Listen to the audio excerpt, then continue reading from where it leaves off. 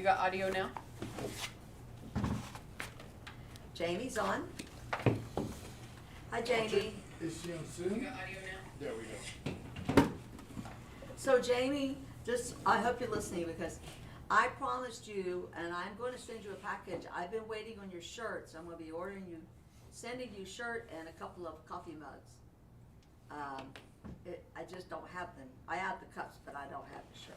But I'll be sending them to you. I haven't forgotten it. Just FYI. Okay. This is going to be one of those days, folks. Oh, good. Focus on me. Yeah, Fred. Lead it, would you? Not got it, so. So there's nobody in Zoom? Not yet. I haven't seen anybody, and I don't think there will be. Yeah. Gary Gary's is the in only one. dialysis and may Yeah. not get to listen. He is much better and may be home next week. Thank you for all your prayers. This is Kevin's dad, Gary Wilson. Thank you, Sandy. Thanks for giving me the update. Yes, we continue to pray for Gary. So, how's everybody's week been so far? It is the middle of the week. It's Wednesday. Mike. Mine is wonderful. Pastor Mel, I don't know if Margie sent it out, but I did get my approval for my injections, and it's rescheduled now. There you go. What kind of injections? It's a combination of several things. It's gonna have like steroids in it and a few other things. So, but hopefully the steroids is gonna keep the degeneration from continuing without me having to take oral steroids and, you know. Let me just say this, if it's a caudal epidural, run. And if you have to have it, do it. If it's a what? Caudal epidural, I will send you that text. Okay, yeah. And please read up on it so you are prepared mentally for it. And then take as many things you can to make you happy. Wait a minute. Your happy pills. In other Oh, words, they gave me happy pills to take when I I mean, go. take them.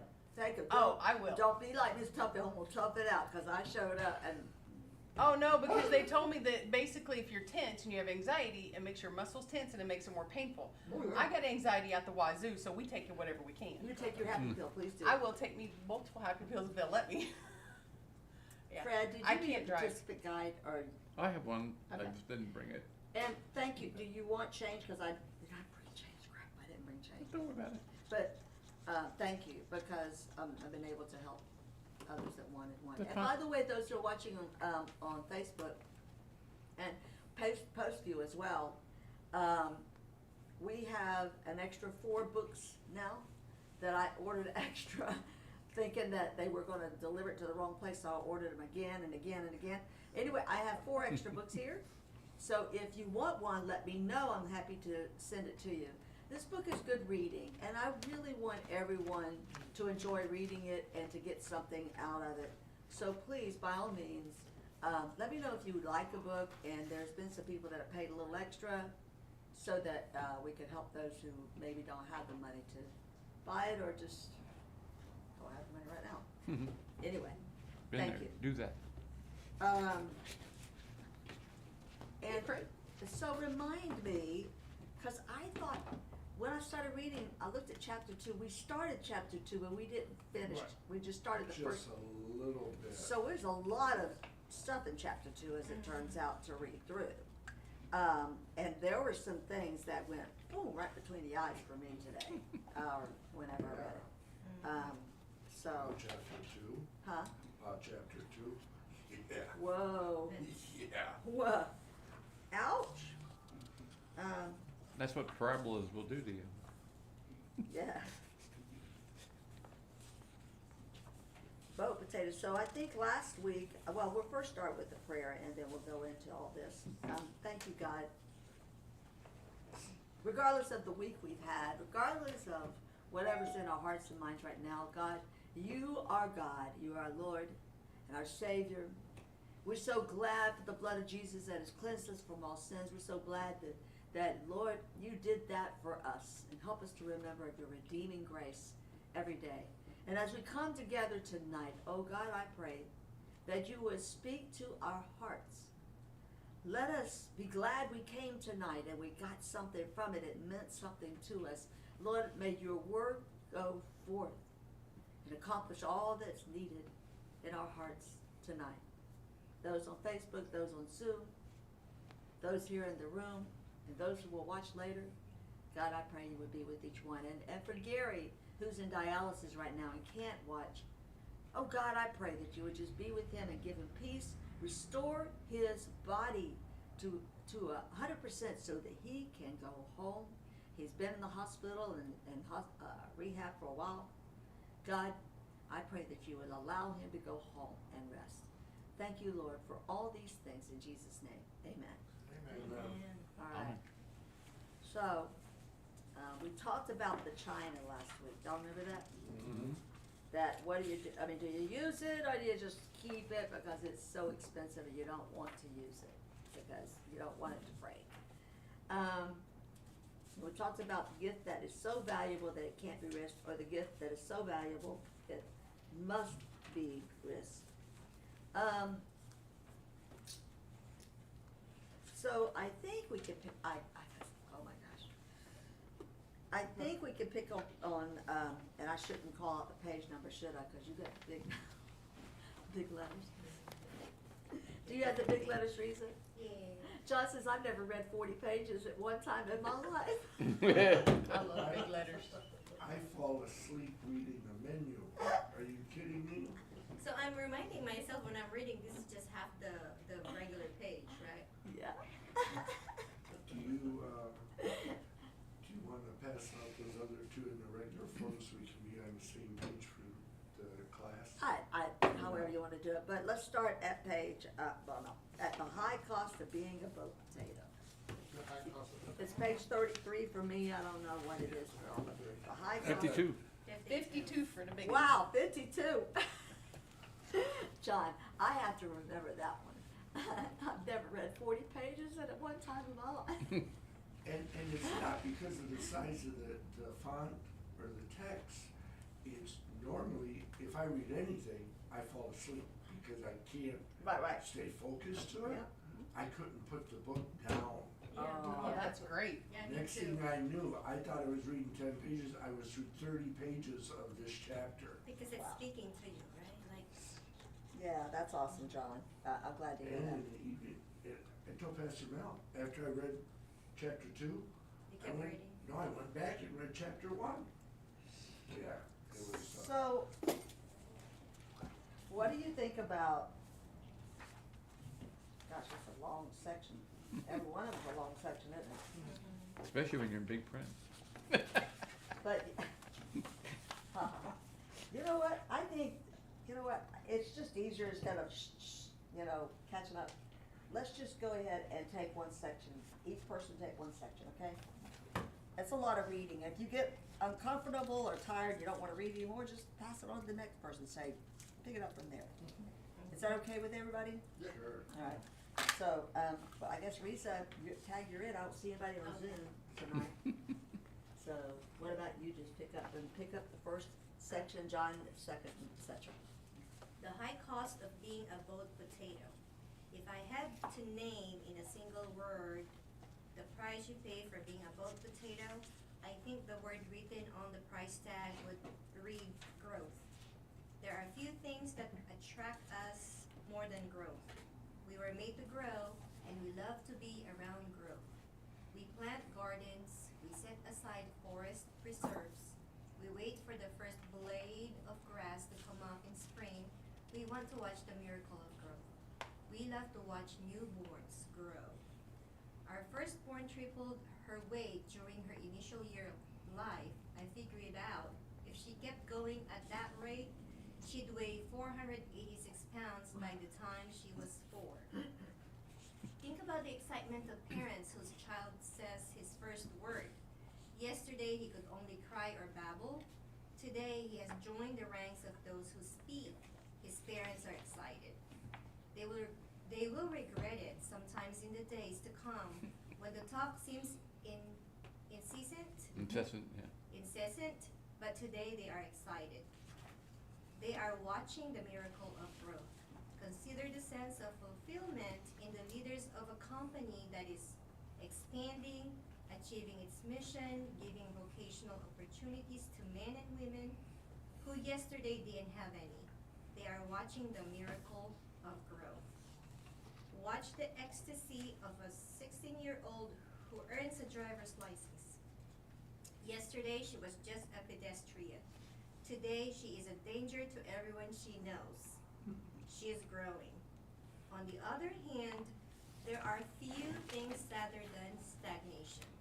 Not many people plan a vacation to the Dead Sea. Watch a marriage that was began with hope and dreams but has now plateaued, where affections have cooled and intimacy has faded. Rather than name the problem, face their pain, and ask for help, the couple resigned themselves to a life of mediocrity, living together as intimate strangers. I think she's passing it on. Hey, Frida. Yeah, I thought, Keep going. You're gonna read the whole thing. yeah. Okay. So it goes to the bold letters. He is the Lord of the gift. Gotcha. Unless you don't want to, then please. No, it's John or alright. mine, okay. See a middle-aged man who spends his nights sitting in front of a television set watching whatever sport happens to be on cable. He was once all fired up with bright plans for the future and strong yearnings to make his mark on this world. But somewhere along the line, all the fire went out and he settled for comfort. His dreams were sacrificed to a lazy boy and flickering images on a screen. He is the story of unrealized potential. This is a way that leads to stagnation, unrealized potential, unfilled longings. It leads to a sense that I'm not living my life, the one I was supposed to live. It leads to boredom, to what Greg Levoy calls the common cold of the soul. To sinful patterns of behavior that never get confronted and changed, abilities and gifts that never get cultivated and deployed until weeks become months, and months turn into years, and one day you're looking back on a life of deep, intimate, gut-wrenchingly honest conversations you never had, great, bold prayers you never prayed, exhilarating risks you never took, sacrificial gifts you never offered, lives you never touched, and you're sitting in a recliner with a shriveled soul and forgotten dreams, and you realize there was a world of desperate need, and a great God calling you to be part of something bigger than yourself. You see the person you could have become but did not. You never followed your calling. You never got out of the boat. How many does any of this relate to anybody, or? Oh, man. I mean, really? What? To the extent of Christmas Carol. Oh, okay, oh, about being taken around and the angel showing them. And not doing the things you could have done. Yes, And by then it's too late and yes. but you still can do something. I mean, I remember at 55, and it just went that. Because I was in the sweet spot, we talked about this yesterday, in the sweet spot where I could have gone back to school, got my HR degree, because I was answering to managers and directors that had not a clue how to be an HR manager. I could have worked circles around them because I didn't have that paper, and I thought if I'd have gone back to school and gotten my degree, I'd have been in a higher position where I needed to be as a leader, but I didn't do it because I was too caught up in life and the kids and money and blah, blah, blah, and didn't try to look for a grant or anything. At 55, I'll never forget, because I turned 55 on November 3rd, and I went, holy stuffing. I have lived my whole life. I'm 55. I can't go back to school. It'd take me 5 or 6 years, you know, because you're working and everything. And I'm 60 plus by the time I get my degree. Then what am I going to do? Nobody's going to hire me. I had no longevity for them. I offered nothing, tenure, anything for them by that time. What good would it do? And I realized I had passed up some opportunities I could have had. Now, God has been good. I'm not saying that God has not blessed me in any way. But I just sometimes wonder, I see this and I go, yes, yes, yes, that's me. And realize how much we miss by not looking and seeing our potential and putting it to work. This has already spoken to me on some of the levels of what I should be doing now. And I'm 67, I think. Yeah. One of those days, One of those numbers, one of those. It changes once a year, you know. It does, once a year. I'm sorry, keep on going, Risa, please. Anybody had any comments? I'm sorry, I was talking. Okay. There is no tragedy like the tragedy of the unopened gift. Garrison Kaler tells a story called A Day in the Life of Clarence Bunsen about an older man who realizes the years have slipped away and his life has missed something. Clarence goes to see Father Emil at Our Lady of Perpetual Responsibility for some advice. Normally, Clarence goes to the Lutheran church, but he wants a second opinion. When that doesn't help, he walks past his old school and climbs the hill overlooking Lake Wobegon, Will be gone. Yeah. Whoa. where he and his friends played as kids years ago.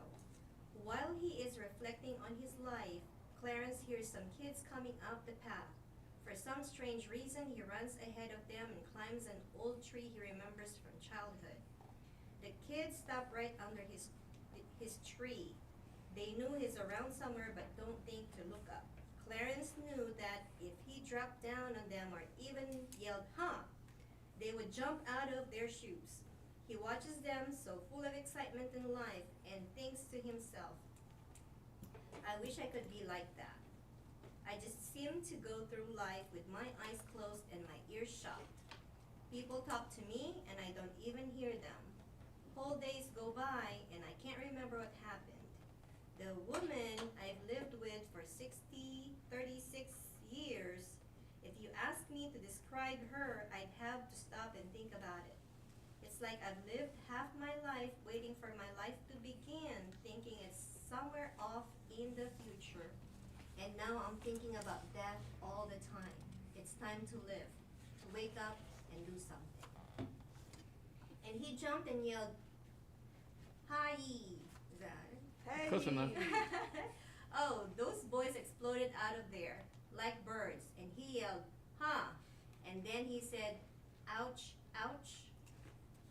They came back to where he was sitting and asked, You all right, Uncle Clarence?" He replied, "Yes, but go down and tell Mrs. Bunsen to bring the car up to the gravel road. I'll meet her by the mailbox." He crawled 100 yards over to the road. She picked him up and then asked what happened. That is the tragedy of the unopened gift. It's as if I've lived half my life waiting for the life to begin, thinking it's somewhere off in the future. As Thoreau hauntingly put it, I did not wish to live what was not life. I wanted to live deep and suck out all the marrow of life. To serve as a wake-up call to potential both potatoes, Jesus once told a story about a CEO and his 3 employees. Each of them was given a lavish opportunity. Like Florence, like Peter, like you and me. The Lord intended to pass them by. Each of them had to decide what they would do. Jesus teaches us 3 principles about the Master, about God and the opportunity he offers us. We must understand if we are to embrace this gift. Did you want to talk about the other part at all, or just continue on? Keep reading. There is no tragedy like the tragedy of the unopened gift. I circled that. Mm-hmm. So, I don't have any, does anybody else have any comments about this so far? Okay. Did you have something? Yeah. Okay. It's, when you say the open gift, it's not really something that, whether you went back to school, or, I know that could be part of it, but the open gift is what I got out of it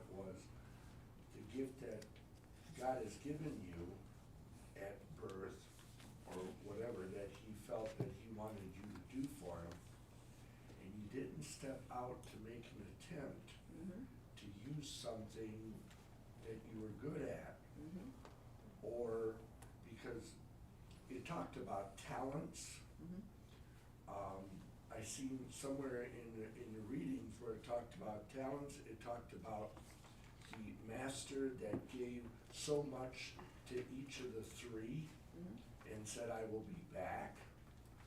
I never really seen much of in this story or the chapter talking about the second person. I seen about the first person. It wasn't until the end I seen actually the second. Mhm. It was, each was given in increments of different amounts. And it's like, the two of them did something and increased the profit Mhm. by what they were given. But that last person did nothing and saved it, thinking that he, whether he didn't wanna, couldn't spend it wisely or something, and he was the one that was totally wrong.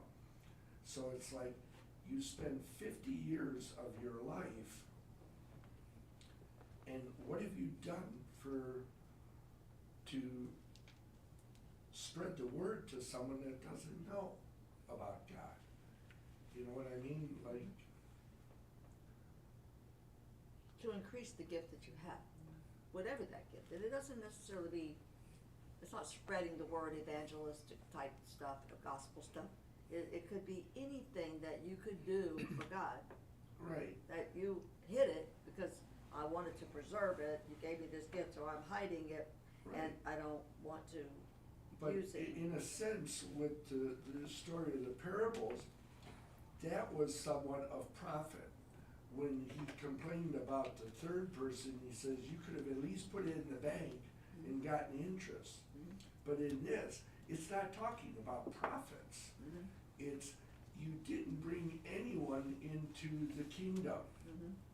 You didn't talk about me to anybody, meaning God saying to him, you didn't talk to anybody about me. You know, you just kept it all to yourself. Mhm. Or you took care of your household, or you took care of what hit me in the face was, you took care of your church. You took care of your church, but you didn't take care of anybody outside the walls of your church. Well, People that you knew. he basically did, he took care of himself Yeah. and what he wanted to do and did not look beyond himself. And Yeah. so many people live that way. I take care of me, and that's all I'm responsible for. And he didn't, in a sense, even get to know his wife. So, are you familiar with the parable yet, or you haven't read this chapter out yet? No. Oh. Parable We probably need to of get the, there. Parable of the Talents is, it's called. Have you heard the parable of the talents? Okay, well, you're about to find out. You wanna- Right, yeah. He is the Lord of the gift. In those days, there were no corporations as we know them. When the psalmist said, lift up your heads, O ye gates, he wasn't thinking of Bill. Wealth was concentrated in a few rich households. This is a story about one of them. The master gathers together 3 key employees and entrusts his property to them. Jesus talks about vast sums of money. The master gives his first servant 5 talents, the second servant 2, and the third 1. A talent was an expression for a sum of money, worth in the neighborhood of 15 years' wages. In that era, people lived from day to day, and to have accumulated 1 year's worth of wages was enormous wealth. So the figures Jesus is throwing around here are staggering. This master would have been the Bill Gates of his village. A man of these means could certainly have had a labor force of many more than 3 men. So these 3 were in a remarkable position. He entrusts his treasure to them, then goes away. As Kenneth Bailey writes in his great treatment of this parable, poet and peasant, it draws upon the first servant that this is an unbelievable opportunity. The This is a chance for all of them to exercise initiative, use judgment, test their skills in the marketplace, and potentially rise to positions of greater responsibility. Most likely there would have been an implicit arrangement for them to share in profits as well. This is an act of unprecedented trust and generosity. Vocationally, organizationally, and financially, the Lord of the gift has given them the chance of a lifetime. This is their defining moment. What will they do? The chance of a lifetime is not something to take lightly. Nancy and I were married when I was still in graduate school. I wanted to go on the honeymoon of my dreams to Hawaii. Maybe because I had considerable financial liabilities and a severely restricted revenue stream, I worked part-time at a Baptist church. I couldn't figure out how to finance it. The only idea I came up with was to get my hands on adequate capital, was to go to a television game show.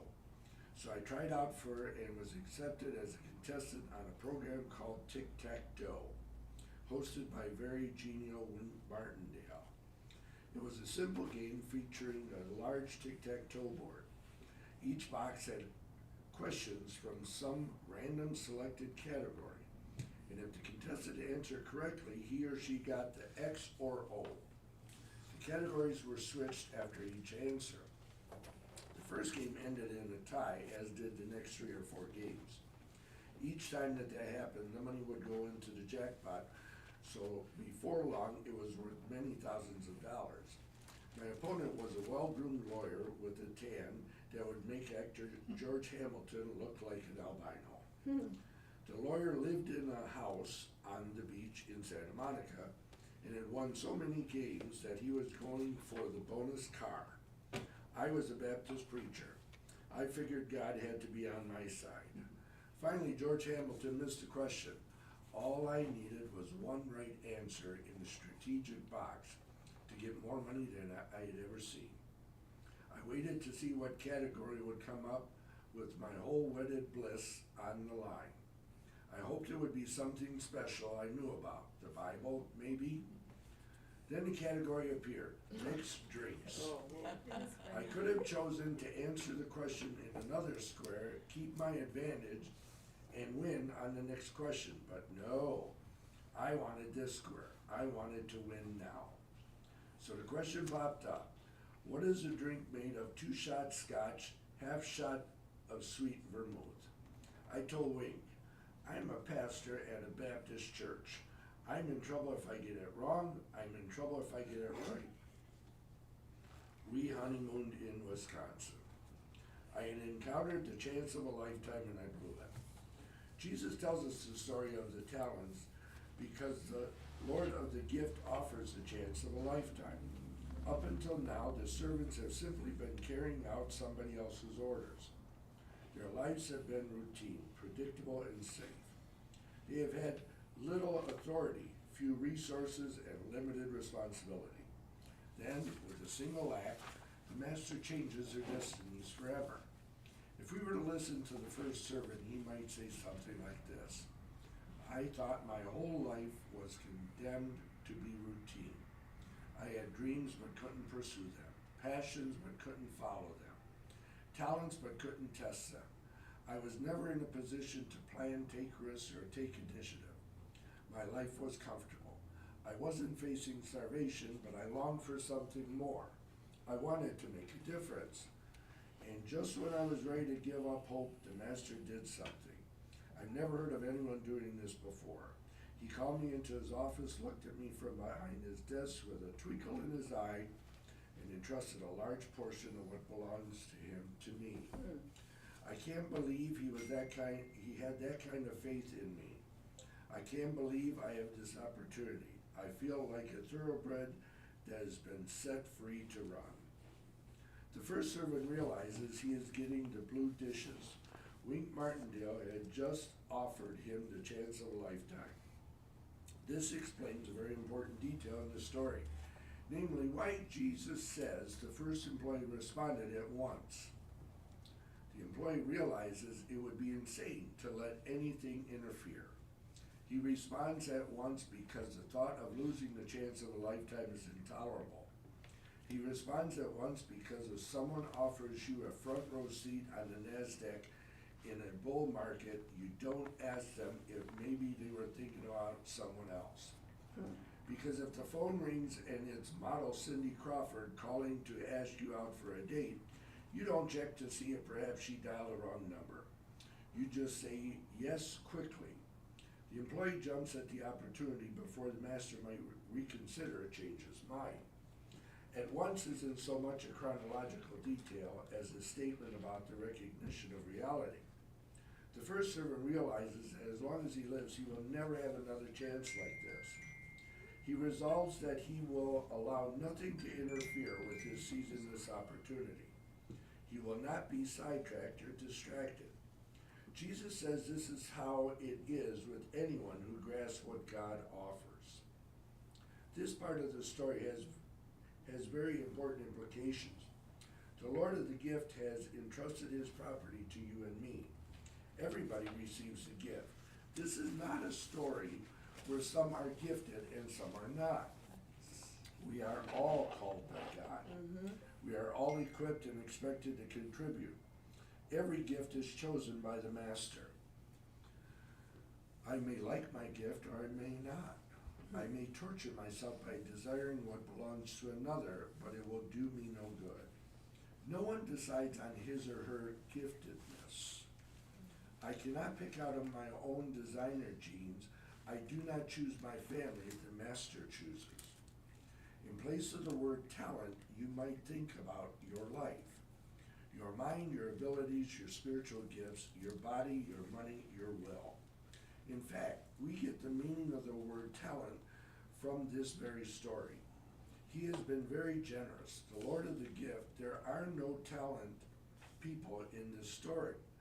Not only that, God himself offers to partner with you in your life. He offers to guide you when you need wisdom, encourage you when you falter, pick you up when you sink, and forgive you when you stray. Let me ask you this, I'm sorry, let me just stop here.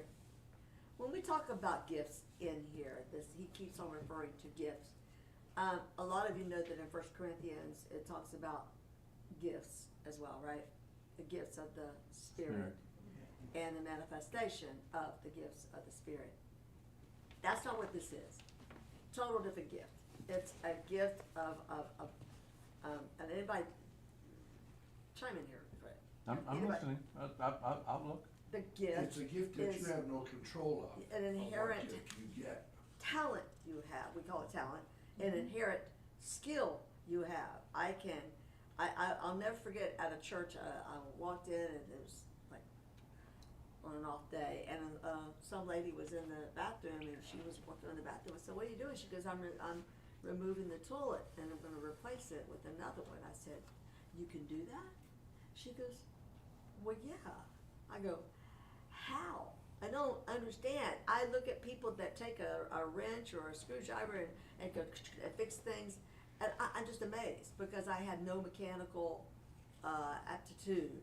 I kind of troubleshoot, but I'm not good at it. But there are people that have that inept attitude, Innate. attitude. Innate is what you're looking for. Innate, thank you. There you go. Aptitude to do things, like I can play a song in any key. Why? I don't know. I really don't. I can't explain it, and nor can you explain why you can pick up a drill and do whatever you do. I just don't understand it. But these are what he's referring to. These gifts here, not the spiritual gifts of evangelism, apostle. It could be. It could be, but it doesn't have to be. But this isn't what he's talking about. But when you talk about changing out a toilet, and you talk about the things that you do, you can be taught how to change a toilet, okay? So when God Okay, is giving most you. people can't. Okay, but you may not be In good at theory. it, Well- but it is teachable. But what I'm saying is when it says that God, you have no choice of what gifts or specialties you're gonna have. True. You may not like it, or you may not even know that you have it. Yeah. But the gifts that you have, that you say you can play a song in any key, even though someone is taught that, doesn't always make it that it works for them. Well, it's the same way with my wife. My wife cannot do math. You can teach her to your heart's content, Same. but it's never going to work. Algebra and me do not like each other. Right. So that's where Mackenzie gets it from? Algebra is not easy. Well, no, it's not easy. But my husband, my ex-husband, but I would be sitting there, I did take algebra in Yeah. college, and I'd be working on a problem, and he'd be just sitting there going, what's the problem? And I'd call it out. He'd go, so what you do is this and that, and that's what it is. And I went, really? It's not easy. What? So it's just the way it's like you said. It's your innate. ability to do something. Yes. And are you using it or not using it, or do you have an aptitude to do it or not do it? And more than that, do you have an aptitude to do it? More than that, are you growing it? You know, people say, the Lord gave me this song. Well, I want you to share this song that the Lord gave me. Well, a lot of times people say, oh, I didn't write this song, you know, God did. I went, no, I wrote it because God gave me the skill to write music. And I used it whenever I had the whatever. Opportunity. It just kind of came to me. And that's how I feel about your gifts. Each one of you, I've seen you. You have gifts inherent, innate gifts, as you say. You have gifts within you that God has given you. The question is, are we using it? And as a pastor, I am always I'm sorry, I'm stopping everything, but Right. my biggest desire is to see every person come in that door and say, well, I know how to wash windows, or I know how to vacuum a floor, and 3 years later, they're up here as a deacon, or they're up here doing the Eucharist, or they're I don't know, doing something in the church that we never, or they're the moderator of the church, and you're like, really? And they're doing a marvelous job. And I want to see that in each person, that they have an opportunity to grow in whatever gift they have and use it, you know, so, I like love to see that. I like this phrase here. Every gift is chosen by the Master, by Yeah. God. And you may be torturing yourself by desiring what belongs to another, but will not do you no good. Yes. So it says here, no one can decide on my giftedness, Mm-mm. Right. That's true. right? Well, Where's that at? Cause, I'm 'cause lost. go ahead. It's, every gift is on up, well, I can't say the page. You got the big writing or the Yes, I got the small? big one. 64. Top paragraph of 64, Patience. 4 lines down. It's 39 for me, but okay. Okay, gotcha, No gotcha, matter how gotcha. much you want it and you want to rob it from, example from me, if it's not for you, God will not give it to you. Exactly. Exactly. That's what I believe. I mean, I know you like the song that Lynn did on Good Friday, the Face of the Cross. Well, and it written that it was listed as Summers and Summers wrote this. Mhm. Okay, Lynn does the words and she does the melody. Mhm. That's as far as she goes. I have to then take it because it's mathematical. I have to figure out what time signature she's singing it in. Mhm. I have to then figure out what the harmonies are going to be. And I have to put all of that together because that is math and she don't do math. And playing the piano is very mathematical, by Yeah. the way. And as I didn't realize this, I was transposing even as a young girl. I mean, I was 12 years old, and I'd take the hymns and transpose it to a different key. But it was mathematical, but it wasn't, it was more about the sequence of, you know, if it's 1 and 4, then it's 1 and 4, 1 and 4. You know, so I knew patterns and Right. sequences. It wasn't about n times 3 equals. Yeah. See, you can play the piano and I play at the piano. Huh? I said, you play the piano and I play at the piano. Yeah. But do you realize that we all have gifts, and to covet somebody else's gift is just frustrating. You know, find your lane and go swim in it and do it, a marvelous job, and don't waste your 1 minute of your time learning, and don't moan and complain. Oh, they asked me to do this, you know. Like, no, rejoice. You have an opportunity to grow. Robert, who would ever thought he'd be up here running the cameras for us? And now that's what he does. Except one time he forgot where he was. Robert, change that screen. I was going. Frida, did you remember that? Oh yeah, I was at home watching. I thought it was hilarious. I was thinking of Robert going. Because Sammy was over there doing the announcements and the camera, I looked down, the camera was on me, I went. Yeah, I find it funny. But I love it because Robert's doing something different. You weren't supposed to be a treasurer, but you ended up being a treasurer. And everybody has a different gift, and you find yourself in a different place because of your gifts.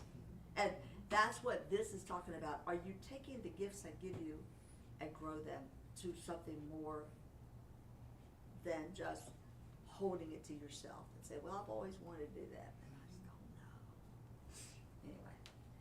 Okay, we can move on. I'm sorry. Did I stop you somewhere? Probably did. Yeah. Yeah, you did.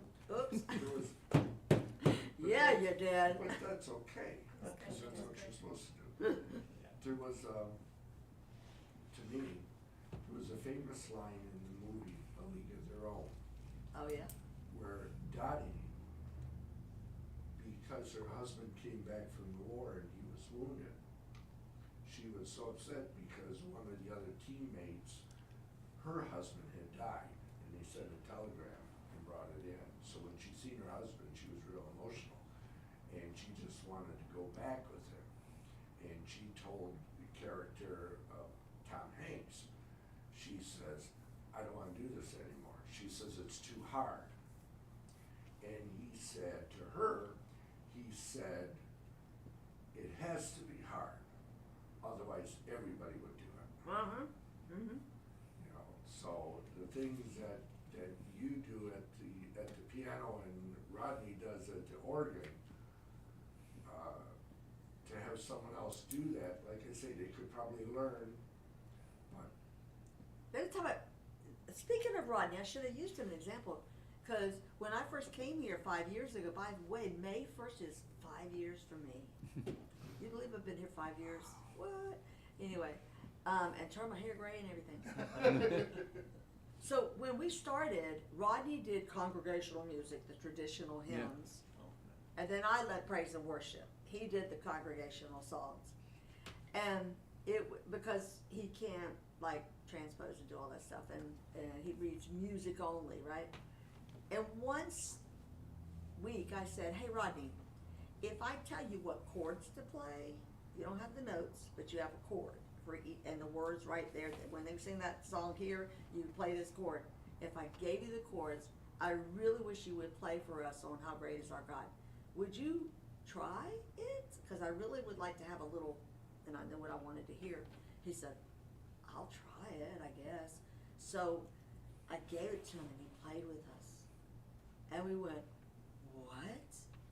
And now I give him music, chords every Sunday when we learn the music, and he's like this on it. And now, one time I said, ooh, let's put it in G. And he says, I think I can do it. And now he's able to do that as well. Rodney went from just doing congregational, because I had boxed him in with his gift and said, this is all Rodney can do. But when we realized that somebody might have more than that, and he expanded, now he's playing with us and can play in, like, along with any praise and worship song. It's amazing to watch him. And stepping out of the boat a little bit, Maximum stepping out of your potential. comfort zone. yeah, he didn't say, I don't do that, I only do traditional music. Instead, he said, well, try. And he did it. Wow. Well, see, and how I would do that is, if I could play that well, is I'd find the thing on my keyboard that says transpose it, and I would just tell it to move it there, and I wouldn't have to change keys. Well, you know what, Fred, sometimes I do that too. When I don't wanna play in 4 sharp, I may just like take that transpose key, so I don't feel like doing this today. Well, I'm glad somebody else does. That Yeah, makes me feel I better. know about that little key. Oh, let me see, Tish just wrote something. I retired from hair, she did hair, after 23 years. The friend that owned a deli and ice cream shop I knew asked me if I was interested in buying it. Scared me, but I wanted it. She let me have it for $3,000. What a gift. So, yay. So that was pretty cool. And Marshall says, this helps me so much. Just so you all know, telling all your stories. So thank you, Marshall. I'm so glad you're able to join us. And let's continue. I'm sorry I interrupted, but these are No, good conversations and things we need to talk about. I Right. think Do you this remember was where the you spot are, where I John? left off. I cannot pick out my own designer jeans. I do not choose my family, the master chooses. In place of the word talent, you might think about your life, your mind, your abilities, your spiritual gifts, your body, your money, your will. In fact, we get the meaning of the word talent from this very story. He has been very generous, the Lord of the gift. There are no talent people in the story. Not only that, God himself offers to partner with you in your life. He offers to guide you when you need wisdom, encourage you when you falter, pick you up when you sink, and forgive you when you stray. He offers himself as the best gift of all. All human beings, including you and me, give their lives to something. Between this day and your last day, you will give your life to something. The only question is, what will you give your life to? Will it be worthy? The practical implication is, I must come to prize and appreciate what the Lord of the gift has given to me. Let me get more personal. You had better respond at once. The opportunity to use whatever gifts you have in the service of the Lord of the gift is the chance of a lifetime, but it will slip away from you unless you are very intentional. The time to respond is at once. But the third servant fails to do this. He takes the greatest gift he will ever be given and buries it in a field. Why would he do such a thing? What would cause a human being to discard the chance of a lifetime? I think I know something about this. I have some of that third servant in me. I remember when I was a classmate in college, one of my teammates on the tennis team pointed out how something about me was making our relationship hard for him. It was so painful to hear this that instead of embracing what he said and seeking help to change, I just withdrew from the relationship. My inner attitude was, I'll become more distant and polite, and I hope you will feel sorry you brought it up. I lost a potential good friend and a chance to grow simply because I did not want to look carefully at the truth about myself. I preferred to bury him. Wow. I'm stopping there. Sounds very good. Well, that's, Isn't that what you shared last week about your friend? Something like this? Wow. Okay. Anybody, any have comments? Okay. Continue on, Jose, Okay. please. So he's the Lord of the settled account. This brings us to a second truth about the master. Somehow the third servant forgets a very important fact of life. He forgets that the Lord of the gift is coming back. But the day comes after a long time, the master of those slaves came back and settled accounts with them. There is an odd tendency in human beings to think we can worm or charm our way out of the consequences of our actions. It is, uh-oh. Have you ever tried to finesse a police officer out of a traffic ticket? Yeah. Oh God, I failed. Honest officer, I thought the speedometer was broken. Yeah. Ever try to bluff your way with a lame excuse for being late to a teacher, boss, or spouse? This is a tendency that starts early in life. Some years ago, our son, who was about 8 at the time, was having a generally squirrely day. He was headed for trouble. I warned him that if he didn't settle down soon, he would face serious consequences involving the availability of Mr. Nintendo. Then came a spill of Exxon Valdez proportions. There's an odd tendency in human beings to think we can worm or charm our way out of the consequences of our actions. Okay, I said, you know the consequences. This 8-year-old boy pulled a dollar bill out of his pocket, waved it in front of my nose, and suggested slyly, maybe Mr. Washington can change your mind. Oh. There is one before whom we will all stand. His loving, holy, gracious, and just, but he intends for us to understand that we really will give account to him of our lives. We will not be able to finesse our way around the throne. Mr. Washington will not change his mind. It is amazing to me how often we forget this. So many people blame their refusal to get out of the vote on some external circumstance. I would develop my gifts more thoroughly, but I have a boss who supports my initiative.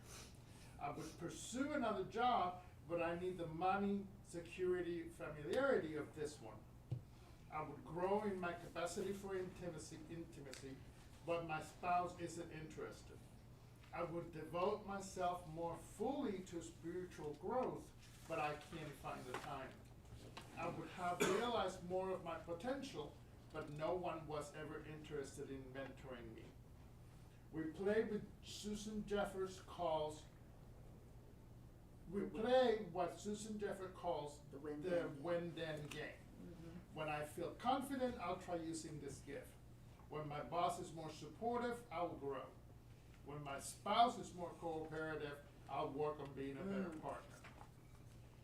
And we can wait our whole lives for a when that never comes. I have been given a gift. It may not look like much, but it's mine. It's all I have. It was given to me. The master is coming back. He's going to settle up with all the CEOs, presidents, prime ministers, networks, anchors, mothers and fathers, plumbers, teachers, and you and me. And he will ask, what did you do with what I gave you? He will not ask your boss about this, or your spouse, or your parents, or your friends. He will ask you. A performance review is coming my way that will make every other performance review I have ever been through look pretty inconsequential. This is what the third servant forgot, which enabled him to justify, at least to himself, burying his gift with so little concern. Here, Jesus warns us about the primary reason that potential water walkers turn into boat potatoes and how servants rationalize burying their gifts. Nobody's done that here, of course. Robert? It's me, yeah. To you. A comparison. I find it intriguing that the man who buried his talent is the man who received only one talent. I wondered if comparing his one talent with the multiple talents of the other servants made him feel inadequate or insignificant. I wonder if he felt angry toward the other servants, or perhaps even toward the master. Maybe burying his talent was a passive way of getting even with the master for not giving him more. In fact, I think this issue explains why Jesus has three servants in this story. Usually in stories that involve pleasing versus unpleasing responses to God, Jesus simply has two characters, like the wise versus foolish builder, or the tax collector versus the publican. But here there are three characters, and Jesus, who is the master storyteller, needs them to establish a very important point. In this story, there are two variables. First, there are varying amounts of gifts. One man gets 5, another 2, a third one gets 1. In this detail, I think Jesus is simply reflecting life as we experience it. Some people are gifted in ways that will be visible and celebrated in this world. Others are gifted in ways that remain quiet and unseen. The variable that does matter is what each servant does with what he's been given. Here there are 3 servants because Jesus wants to make it painstakingly clear that the size of the gift is not the crucial variable. Even though the first servant receives a gift much larger than the second, the master responds in identical fashion to each of them. Jesus wants us to understand that the visible level of giftedness and calling is not the hinge point. Whether I'm a 5-talent, 2-talent, or 1-talent person is not what counts in the long run. I must ruthlessly refuse to compare my talents with anyone else. Comparison will lead to pride and a false sense of superiority. If I'm ahead of someone, and misery if I'm behind, or worse, I will discount and bury the irreplaceable treasure that the Lord of the gift has given me alone. If you have your book and you, or your iPad or Kindle, whatever, highly recommend you underline that or circle it. That is a broad, I mean, an amazing statement. Comparison will lead to pride and a false sense of superiority if I'm ahead of someone, and misery if I'm behind. Or worse, I will discount and bury the irreplaceable treasure that the Lord of the gift has given to me alone. By comparing. Continue on. That's a very powerful statement. Oh, yes. I'm sorry. I'm not. Have you been comparing? Yeah, have you been comparing that what you've been given with someone else? Physical appearance, intelligence, relationships, accomplishments, energy level, or temperament? I must come to identify, cultivate, invest, prize, and enjoy the gifts that have been given to me. The Lord of the gift is very wise. He knew exactly what he was doing when he created you. He is well pleased that you exist. He has entrusted to you everything you need to fulfill the purpose for which you were created. The Lord of the gift is very wise. He knew exactly what he was doing when he created you. At the end of the day, God will not ask you why you didn't lead someone else's life or invest someone else's gift. He will not ask, what did you do with what you didn't have? Though he will ask, what did you do with what you had? Comparison is not an adequate excuse for the tragedy of an unopened gift. When the Lord of the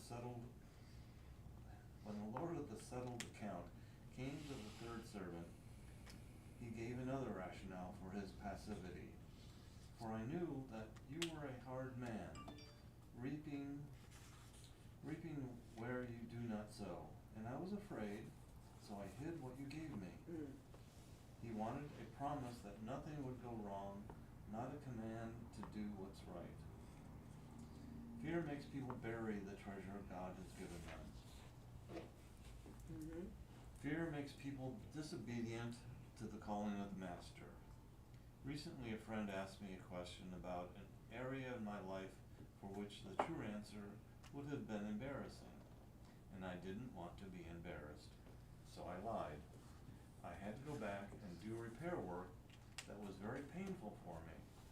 When I look back on it, I wonder, why did I lie? Why do I ever lie? Usually to avoid pain. I'm afraid of what will happen if I tell the truth. Fear prompts me to lie, and it's not just deceit. When people are gossiping, I join in, even though I know it's wrong, because I am afraid of being left out. I hoard possessions because I'm afraid I'll be bored or insecure if I don't have a lot of stuff. I flatter someone because I'm afraid he or she won't like me if I don't. Fear of being poor is what made Jacob deceive his father. Fear made the Israelites in the wilderness slight God's calling and care and clamor to return to Egypt. Fear of having to suffer is what made the disciples run away from Jesus. And what made Peter deny Jesus 3 times? Fear made these disciples betray their deepest value to their best friend at his hour of greatest need. Look at most sin, yours and mine, and underneath it you will find fear. I'm afraid that if I risk obeying God, he will not take care of me. I will not be all right, and something will happen that I cannot handle. How many of us say that? How many of you have ever said that? I am afraid that if I risk obeying God, He will not take care of me. I will not be all right, and something will happen that I cannot handle. That's a matter of fear and mistrust in God. We just don't trust God enough that He will protect us. Yeah. Mimicking faith. Wow. I had underlined that one for sure, because sometimes obeying God is painful and scary, very scary. Extremely. Yeah. Go ahead, I'm sorry, Robert. It's all right. In Scripture, when God calls Moses, Joshua, Gideon, or Esther to do something great for him, the single greatest obstacle that stands in the way is fear. Mm-hmm. But we find a major surprise here. When the servant says fear of the master inhibited him, the master doesn't contradict him. The master does not say, "You have misunderstood me. Whether you use your gift or waste it doesn't really matter to me.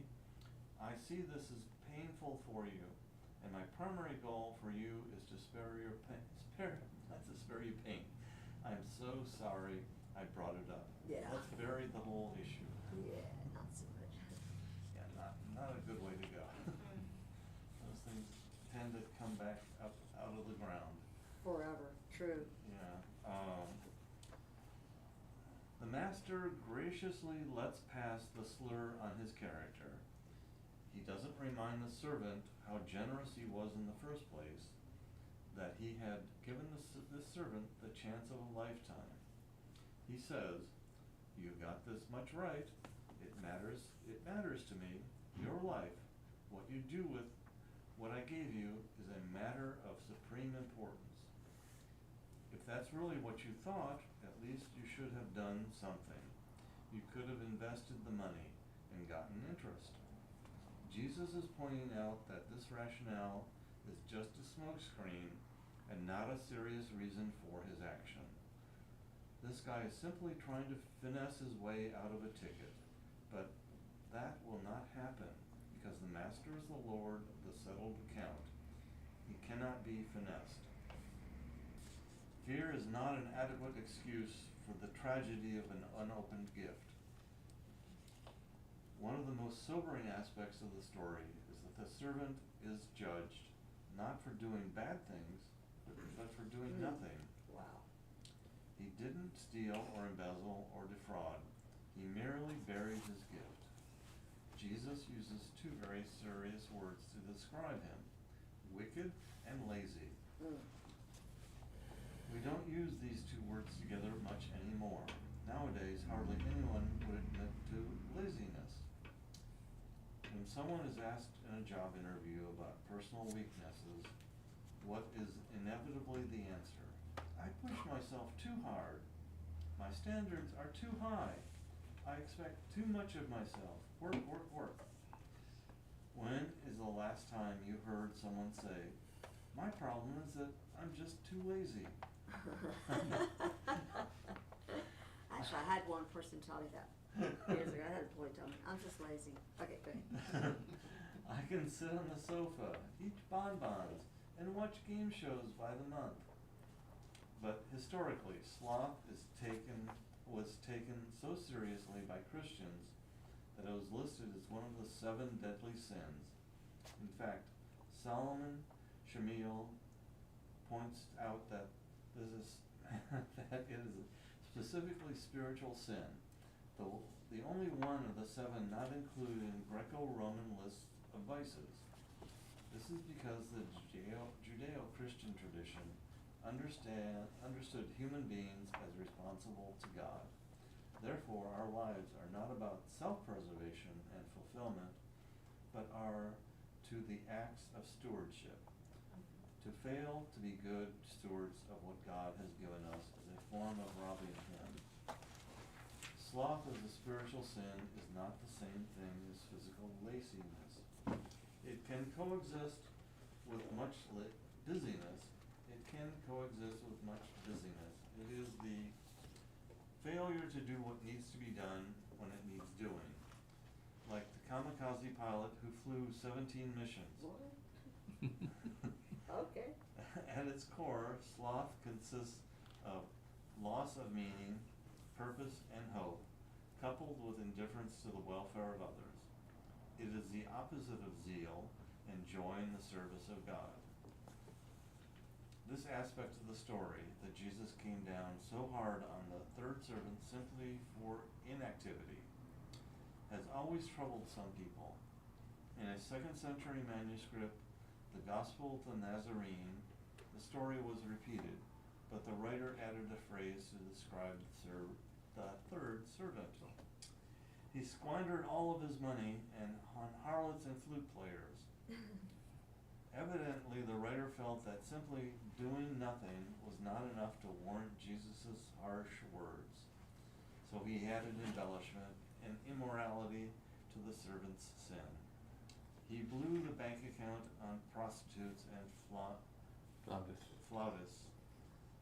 Apparently, they were the two worst categories of people the writer could think of. I'm not sure why flute Got players such a bad rap. got such I a bad know. rap. But there were no harlots or flute players in Jesus' story. They weren't needed. Max Dupree writes that unrealized potential is a sin, a very serious sin. This is a story about the sin of unrealized potential, the tragedy of the unopened gift. This is why one of the great temptations most of us face that could block us from getting out of the boat is comfort. Comfort will keep you from growth. 50 years ago, we began to orient our lives around one of the great growth avoidance inventions of all time, TV. You didn't have to think, focus your attention, or follow a closely reasoned chain of thought when you were watching Leave It to Beaver. But given then you had to get up out of your chair, walk all the way to the set, laboriously change the channel by hand. Unless you had children who said, get up and go change the channel, would you? Yeah. Which was exhausting, so we invented the remote control. Now mankind could change channels from the lazy boy, As as God God intended. intended. Yeah. And we have Google to, Yep. so we don't have to think. You want to see how devoted we are to comfort? Walk into the average American home and hide the remote control and watch what happens.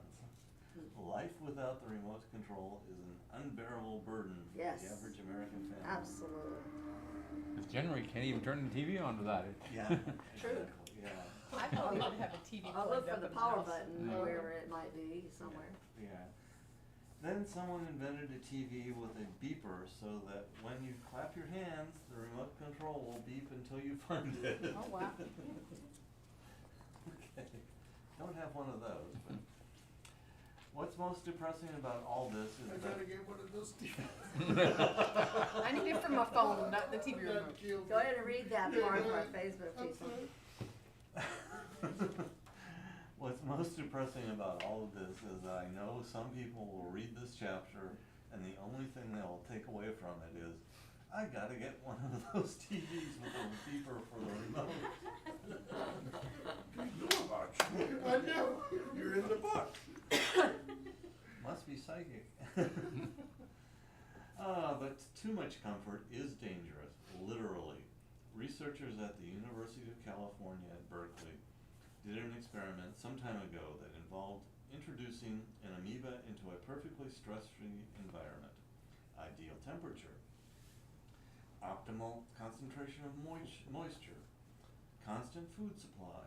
The amoeba had an environment in which it had to make no adjustments whatsoever. So you would guess that was one happy little amoeba.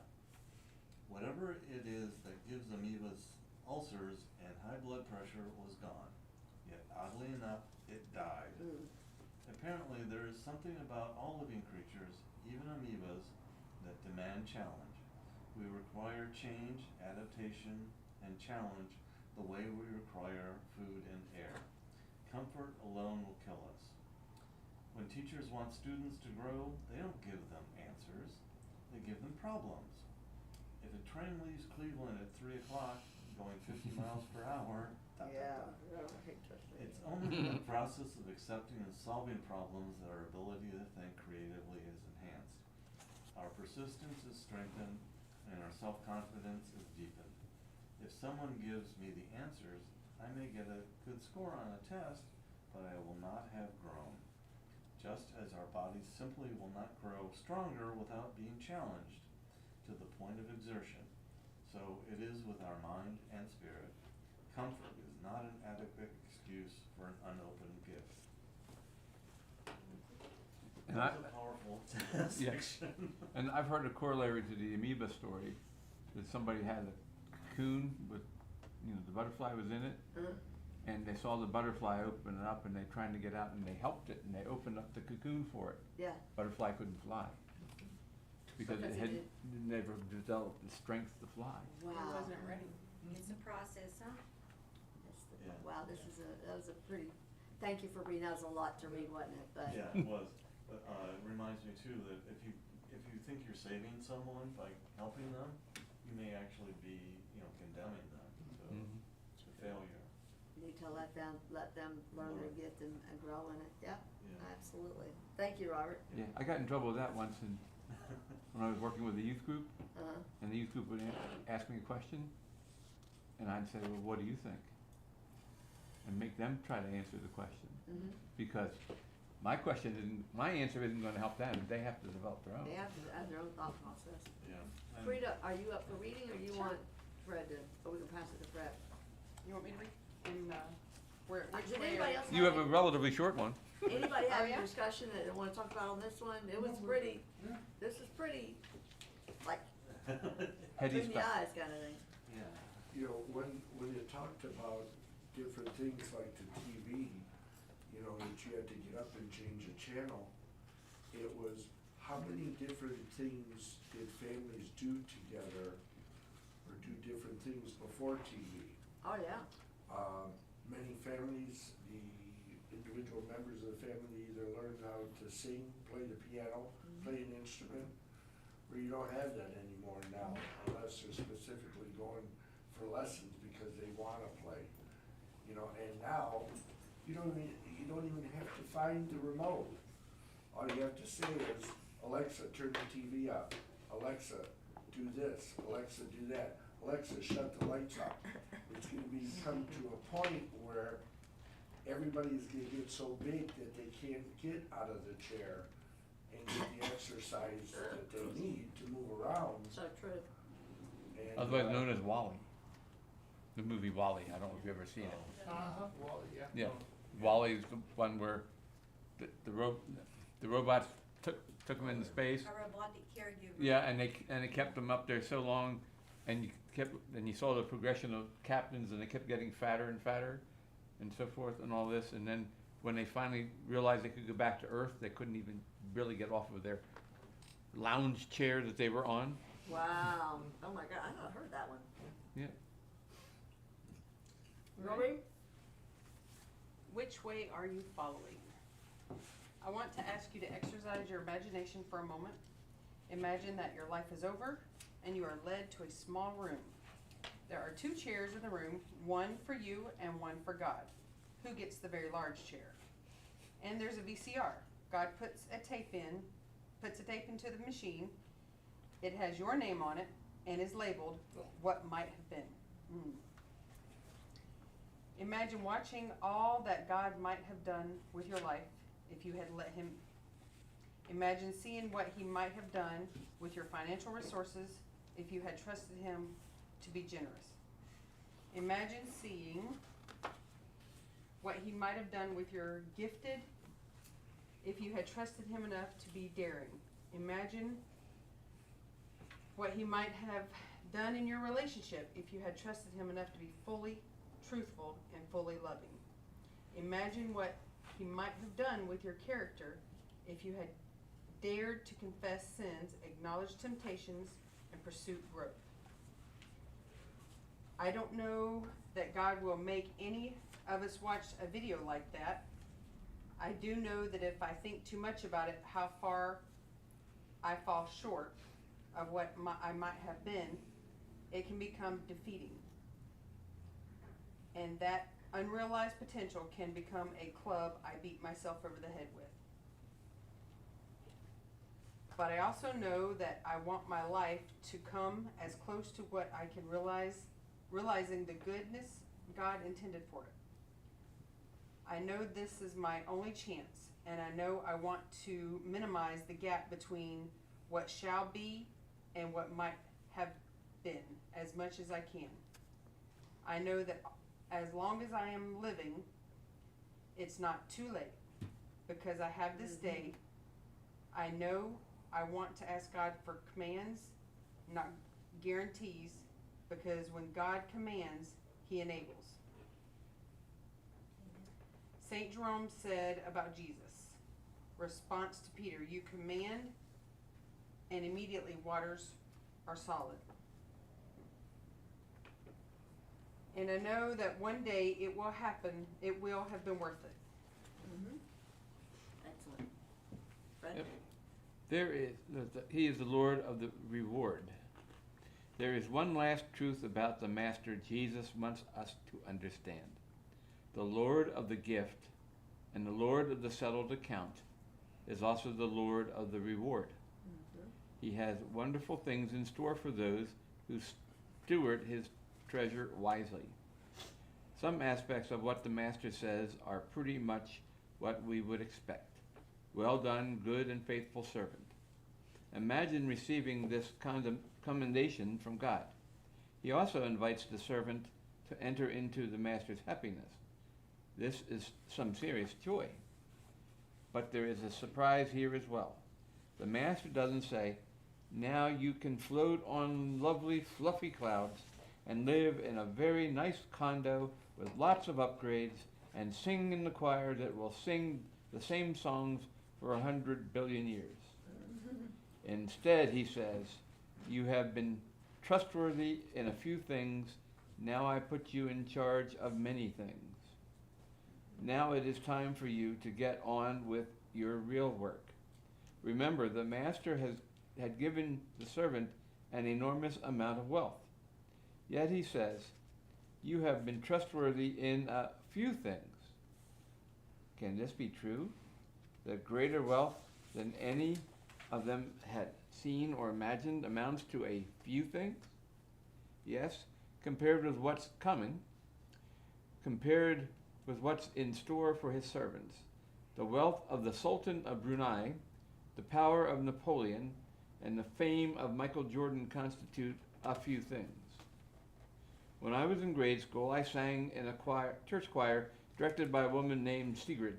Oh my goodness. I've never seen that name before either.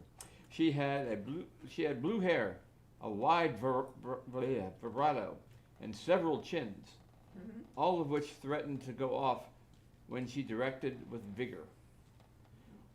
When she got frustrated with us, which we often gave her a good reason to be, she would clap her hands and say, children, start singing like I told you, because when you get to heaven, it's all you're going to do. Sing, sing, sing, morning, noon, and night. So you'd better get it right. Somehow the idea of 5 to 10 billion years in choir robes under the direction of Sigrid and those chins didn't sound like eternal bliss. Many people have vague ideas about floating around in eternal cloud banks. They picture heaven as an eternal retirement village. I live in one of those. Anyway, I had a friend who used to ask me, will there be golf in heaven? His reasoning went like this. Heaven will be what makes me happy. It takes golf to make me happy. Therefore, there will be golf in heaven. I had to explain that while there will be joy in heaven, I might have to grow to become the kind of person who experiences joy in God's community. Besides, the Bible says that in heaven there'll be no lying, no cheating, no weeping and wailing and gnashing of teeth. Or throwing your golf club. So how could there be golf? There will be no golf in heaven. Tennis, yes, but no golf. Oh, that's not fair. They didn't see Eli Nastasi play. Anyway. From this story of the talents, we learn that heaven will be nothing at all like an eternal retirement village. In fact, heaven will be like that place where we finally experience the fullness of adventure, creativity, and fruitfulness we were made for. Jesus said, "To the one who conquers, I will give a place with me on my throne, just as I myself conquered and sat down with my Father on his throne." You can be sure that that throne is not a lazy boy. Part of the reward of heaven is that we will finally see the full potential of humanity realized, including ours. Heaven will be the ultimate place of realized potential. There'll be no unopened gifts there. So, why don't you take a moment to ask some questions? What is my deepest dream? How much passion do I experience in my daily life? What do I want my epitaph to say? How much am I growing these days? How often do I take risks that require a power greater than my own? If I had to name the one true thing that I believe I was set on this earth to do, what would it be? How clear is it to me? What has the Lord of the gift given to you that you need to invest in the kingdom? Maybe it's your mind. Your mind can be a place of unrealized potential, saturated with whatever is on billboards or in the mass media. You can fill it with junk, jealousy, greed, anger, or fear. Or your mind can be renewed, filled with thoughts that are good, noble, true, and courageous. But you will have to invest it. Maybe it's your material possessions. Your bank account can be a place of unrealized potential. You can use money to accumulate stuff, or your money can build the church, Amen. spread the gospel, feed the poor, develop cities. Amen. John Wesley wrote that Christians have just 3 rules to follow regarding material possessions. Make all you can, save all you can, give all you can. A friend of mine wrote that apparently American evangelicals have decided that 2 out of 3 ain't bad. You could make a secret sacrificial gift this week.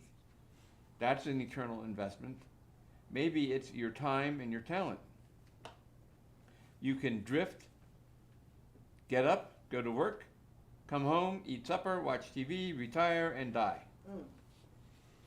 Or you can take each moment and say, God, this is yours.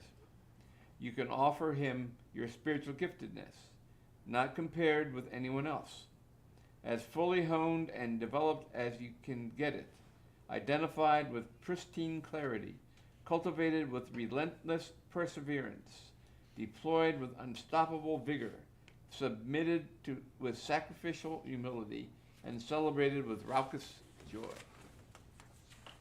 You may have lavish talents, resources or finances or networks or abilities that could produce huge returns for the Lord of the gift. And you're just sitting on them. They're buried. It's time for you to get in the game. I tell you without apology, investing all you have in the kingdom of God is the greatest opportunity you will ever know.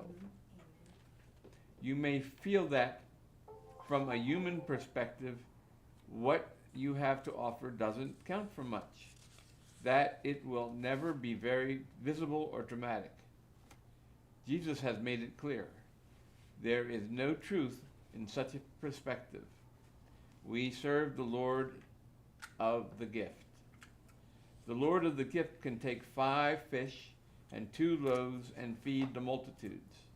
The Lord of the gift can take 2 mites given by an impoverished widow and make it the lead gift in the whole campaign. The Lord of the gift can take a stuttering fugitive named Moses and defy a world power dictator and his army. The Lord of the gift can go from a blood-stained cross to an empty tomb. The Lord of the gift can take 12 bumbling followers and create a community that has spread throughout the world with a dream that refuses to die. He is a surprisingly resourceful person, the Lord of the gift.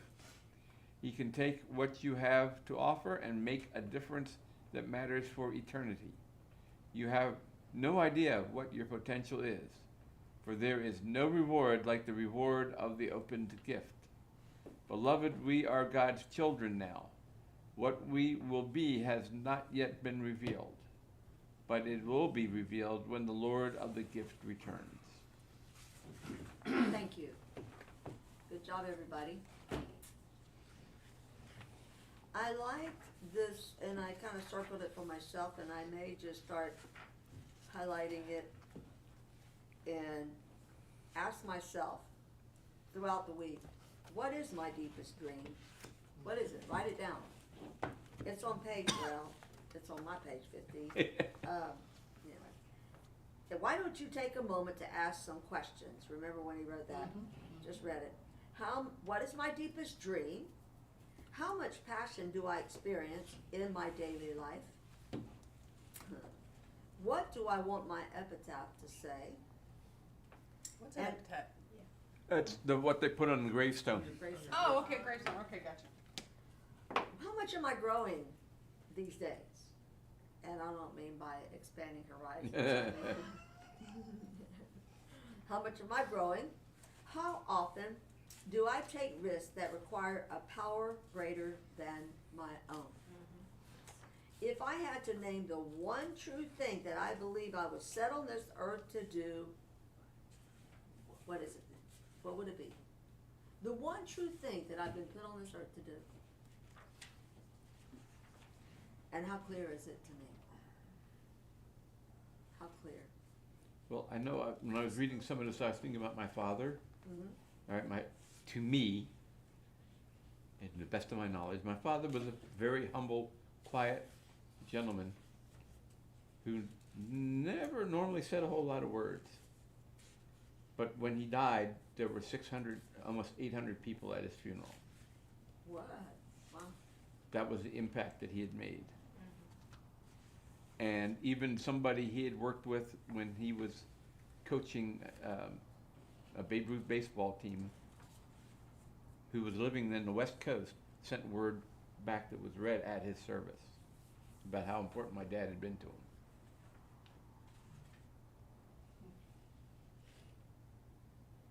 And he made me speak at his service too. And I didn't want to do that either. This chapter lists 3 reasons why people bury their treasure: comparing our gifts with others, fear of using it, and being lazy, or sloth. Which of these, or what other factors, could most tempt you to miss your chance of a lifetime? Can it be other people's jealousy in comparison? Could be, Try to stop What it would others your say? calling? yeah, or what others would say. What would others Fear. say? Like, others are like jealousy of your gift, like it's mentioned here, every one of us has a special gift. You have to focus on what God gifted you. And I don't worry about your gift, I focus on mine so I can do my calling. So for me personally is other people's jealousy and comparing, and they want that gift when it doesn't belong to them. And it's not for them because Or God if chooses. they can't have it, why should you have it? I think it's They the, necessarily don't really want it, but why should, Yeah. I can't do that, so they shouldn't either. I tell you what I experienced is somebody, when the church is a small church and you've got people doing a certain job, I don't know, me playing the piano. And all of a sudden, God sends us a pianist. I mean a really good pianist. what I would do is say, yay, I would not be the one saying, I played the piano for the last 5 years, this is my job. Whether I do it well or not does not matter. It's my position, that's my piano. You're not gonna, area. this is my gift. No, if you find somebody that can play better than you or that can play as well as you, then, let them have an opportunity to use their gift. And I would love it, to be honest, so I could sit down I and was not. about to say, that'd give you an opportunity to do other things if you Yes, did that. it would, in fact, we had one at one time and it didn't work out, I wish it would have, because that would've been great to be able to move in a, not be so, anyway. Yeah, like But celebrate. you yeah. understand, in every church we have it, this is my job, I've done it for the last 2,000 years and No one else can do it. nobody can have it. And, yeah, but they do it better. What if they, Jose, what would happen if somebody came along and says, I'm an accountant, I've been doing accounting for like 20 years. Please, I retired as an please help accountant. me, right? Well, and actually, this is funny, because me and Diane and Jackie had a conversation this morning. Yeah? And we were talking about that, and we were talking, it's funny, we were talking about that, we needed to make an announcement, so to speak, of, if anybody. Yeah, was because we interested got a upcoming board members that are going off and they Uh-huh. can't run a second term or a third term or whatever it is. What are we gonna do? Rodney can't, Peggy is our secretary, and she doesn't wanna do it. We need people to step up, and we need people with a gift to do it. And so, But they had a great idea, and I thought, and it's pretty much right along this thing, it's just funny how things, but we were thinking about starting something, of course, me, you know how I am, I'm going, Yeah. do a spreadsheet, of all the members and what their talents Like a are, skills inventory. what is their experience, what are the things that they like to do, and have a database, and then you can kind of, And many churches do that. yeah, Uh-huh. and it wouldn't hurt for us to do that. yeah. Oh, I was just gonna say, I think one of the things like people don't wanna give up certain positions that they have is out of fear of not being needed Uh-huh. and not having a position or not being able to contribute. Right. It's a lot of and the times a sad fear. thing about that, if they would let go of it, Mhm. Right. they would probably move into a gift that was even Mhm. bigger, or maybe that was really what they can do Yeah. and they're gifted to do. They just kind of filled in, like if somebody plays 2 fingers on the piano and, well, I'm doing it because nobody else is doing it, and then we get in a pianist that's like all over the place, and they go, yeah, but it's my job. I've done this for, Uh-huh. and I'm you just gonna can't let take y'all it. know, anybody know Well, anything about this can have it. yeah. Well, and it's funny, because the conversation we were having, that when I expressed that I wanted help on identifying somebody that may want to do that, so I could work with them over the Yeah. next 3 years, Yeah. right? And they go, oh, so what are you gonna do, you don't wanna be the treasurer? And I said, honey, I have a 10-year plan. And no, it's not being the treasurer. So I know where I wanna go. Yeah, From and, there. and why not, not hang on to, well, I've always done it and Right. nobody else can do it, because somebody else could do it, and I'm praying, I'll tell you what I'm praying for, Tom Hallis, he sees my vision. Yeah. Because in the age that we're living, in the culture we live, we need to have a social media expert here working with us, taking our video clips, putting them on TikTok, unless it's banned, and Instagram and Facebook and YouTube, and posting those clips and constantly keeping things going, and some of my sermons, or maybe Ashley singing a song or a clip of what she's doing, or somebody's testimony, parts of it. The baptism was absolutely beautiful, and those things need to be on social media constantly, and we don't have that person yet that can do that. So, praying for God to send those. Now, I can do it until then, and you could too. You're doing the little postings of the prayers, and people are responding. But there are gifts that the church could use to grow. And what it was talking about, not being lazy, not hiding it, not comparing, well, I don't probably do as good as somebody else of it, but maybe you do. Maybe you could. No, If but that's like you're sharing about like making an announcement or thinking about praying for someone that can do your job and help you out. So I just wanna point an example about me, you know, helping Sammy, if you notice me like helping at the door. I mentioned to Pastor Mel, like, I like greeting people and, you know, welcoming people. And Pastor Mel had a conversation with Sammy that Risa wanna help you with that, so you have a helper. Yeah. And can she shadow you, you know, how you do things? And so I started showing up on Sunday, and Sammy appreciates it because her job is hard, like watching the door. And she Yeah. told me this Sunday, if I'm greeting people and that, make sure you watch the door. And I said yes. And then she said, after the service, she said, I like you being here on Sunday because I get to sit down and rest. Because she's not feeling Because well. Right. And she's running around every time, and I'm like, oh, I told her I'm your helper. And that's what we need, you know, it's not like one person job. You can have a team or someone helping you, and you kinda carry them on your wings and show them how you do things. Exactly. You have a backup, right? And John runs the sound booth every Sunday, but what if John takes a day off? Right. Or John wants to go away, or whatever, we don't have a secondary, and we do need people to We step we up. somewhat do, Jackie, you know, for important, not that some things are more important than the other, but we should, people that are on the worship team or people that are involved should somewhat be cross-trained for different positions. I agree. With the video, you know, there's certain things that you can't be cross-trained at, which is, you know, Younger the people piano. helping the Well, you know, and it's leaders. like the principle of succession Yes, planning. yes. And I trained, I did a lot of trainings on that, and I was always very, when I was in my work life, my prior work life, I was very, active as far as doing succession. I made all my managers, they had to pick a successor, and then you worked on training. It's not that you're training somebody, to take your job next week, but, you know, it's. You're mentoring them and coaching them to get to the next place, You know, and then- everybody and needs you to know- have that. And you know what, the agency fired me, guess who took my job?